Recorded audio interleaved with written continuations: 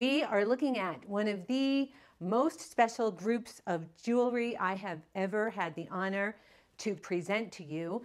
These are not mine. This is all consigned. It's from a single collection. And if you are interested in any of it, please don't wait for me to put it on the website. I don't always get to list things on the website as much as I can. So please email me at hudsonvintage@me.com if you would like any of the details on any of these pieces. Hi, I'm Dawn. This is Hudson Vintage. Today, we are looking at one of the most special groups of vintage jewelry that I have ever had the honor of presenting to you, or even handling, to be honest. They are consignment pieces. They're from a world-renowned collection located in New York City. They are consigned. They are all modernist. I know I've been promising the modernist vintage jewelry collection to you for a while, or a video on that. And I'm so glad I waited, because every single one of these pieces is so good and so indicative of the period. And of course, when you think of modernist jewelry, the very first thing that pops into your head is that whole Scandinavian school. And yes, there are pieces from Denmark and Finland, but we also have America represented. We have some great things in store. The first piece we're starting with is the one that I am keeping from the collection. If you saw the sneak peek kind of unboxing, you saw me take this out and just completely die over it. I love it. I lost an oval ring about 2 years ago, so this will be replacing that. I'm so glad I waited and I didn't try and replace it right away. This is made by Freriedensburg. It is Denmark. It is mid-century, circa 1960. It is sterling and amber. And if you've seen these online, then you know that sometimes you can't always tell how long they are or how large they are. And this is not uncommon to see something of this scale. It's beautifully done. There you are. There's the back. A lovely, lovely piece. This is not for sale. This is the one I chose to keep. We do have other rings, though, coming up. The next two pieces I want to show you are made by Anik. And Anik is an American modernist out of California, mid-century. She started as a sculptor in bronze. And I have two pieces, two necklaces to show you. One is bronze and one is gold-plated bronze. Here they are right here. I love the way these look together. This is how I would wear them. One of them is longer and it's doubled, and the other one is just a gold-plated collar, really. I'll show you that one first. This is what the signature looks like. Sometimes it is possible to find pieces that are unsigned, but her work is unmistakable. That's what it looks like on a person. You know, there's something about them that just is so transcendent. Here it is on the reverse. This is actually the back side of it. Can you see that? See how it's more flat? The front is more textured, right? Which is also beautiful. I like them both ways. I could easily wear it the other way sometimes. This is the next one. This is bronze link chain with the connectors that are quite indicative. You see that kind of U shape with the balls that holds each link. Anik did that a lot. Just exquisitely executed. You know, the true mark of a sculptor. Look at each one of these links. And this is a longer necklace. And these are all one of a kind, made by her. Oh, I should mention, speaking of one of a kind, we are circling back to the Scandinavian school. We are heading over to Finland for a Bjorn Wexrom piece, circa 1986. It is dated. Bjorn Wexrom is a big deal. This is a wonderful ring. This is it right here. You can see, even though this is 1986, this is solidly in the mid-century modernist school. This is using granite and sterling silver, and it is monumental. Here, let me show it to you. You really need to see it from the side. See, look at that.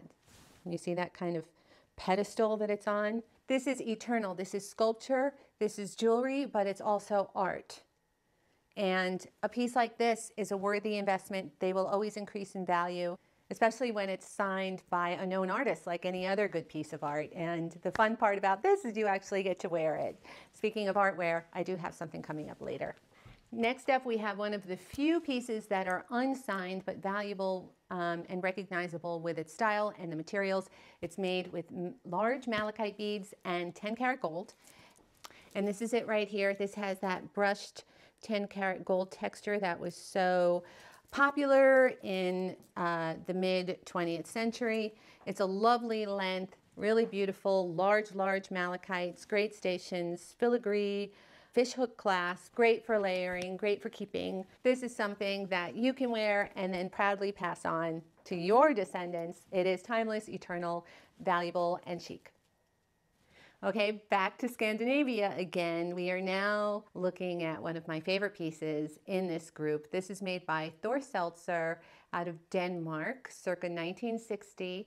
It is a Brutalist articulated collar made of sterling silver with a gold vermeil. It's a piece of sculpture on its own. Look at it from the side. Can you see that? This is exquisite. This is how they were made. There's nothing missing from it. I would put this on a piece of tan leather. You can also put it on a ribbon, or you can add a chain. I just have it held here with a pin, so I'll take that out. Now you can see the back. Well, I want to look. See, here it is as a collar. This is so groovy and so beautiful. The thing that makes me love Brutalism so much is that it looks ancient and futuristic at the same time. And I believe that this does that. It has an almost, you know, Stonehenge worn by the Druids quality, but then it could also be, you know, an alien, you know, visiting Earth in the 1970s or something like that. Anyway, I just love it. Let me show you the up close. Look at the shine. This is in exquisite condition. That's what the inside of it looks like. There really is no way to show something like this in photos. I'm so glad that we are doing it on video. Can you see that? Just absolutely magnificent. There's what the back of the links look like. And if you have any questions about this, please do feel free to email hudsonvintage@me.com. I'm not sure that this will even make it to the website. Something like this doesn't come up very often in this condition. This beautiful thing is also Denmark. This is made by Jens Ashby. This is kind of another monumental design. This is sterling. And look at it from the side. Do you see that? And here we have that, like that. And then it's a saddle ring, actually. Here are the markings. I'll try and get. And this is a wonderful heavy sterling.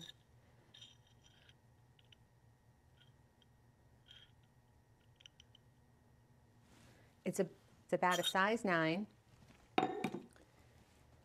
Wonderful, wonderful. If you are one of my men customers and you've been waiting, I think you'll be very happy with this piece.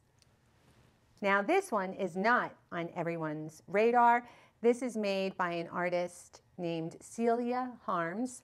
She was in Veracruz, Mexico in the 1950s and 60s, but originally I believe from California. And look, this is a large oval tiger's eye. It has this kind of geometric squared off tube.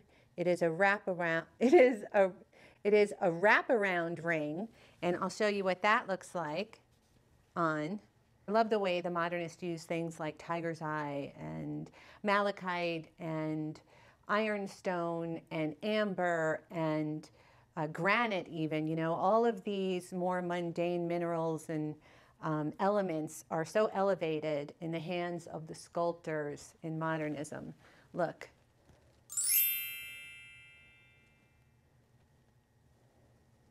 No words necessary.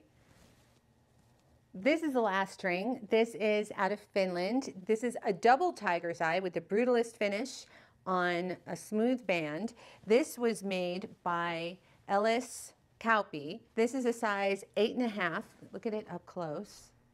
Ellis Kauppi did the Kupitan Kultus School, I think is how you say it. And he was born in 1921 and then died in 2004. So not making any more of these.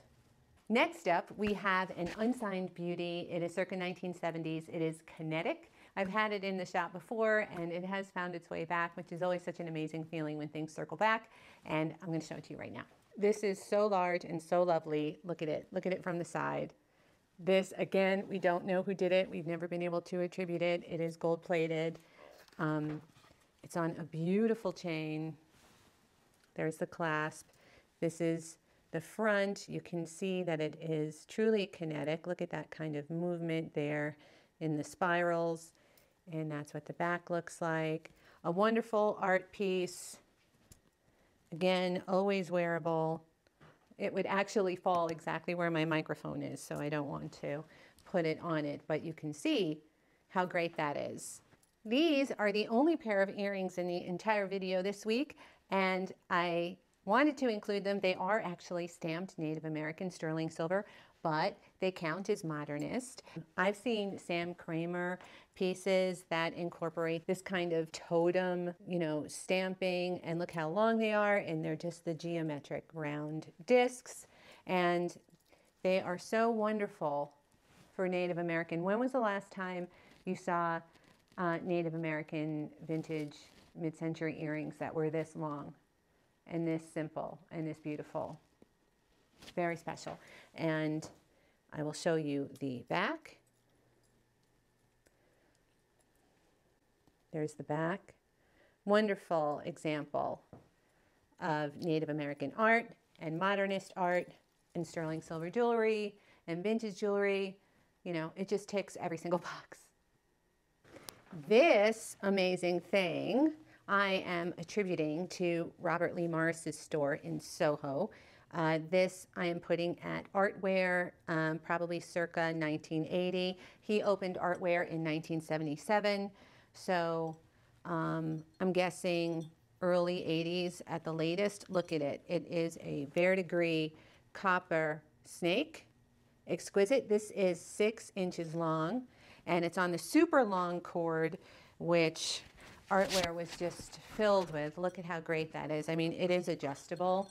So, see, I just made it a little shorter.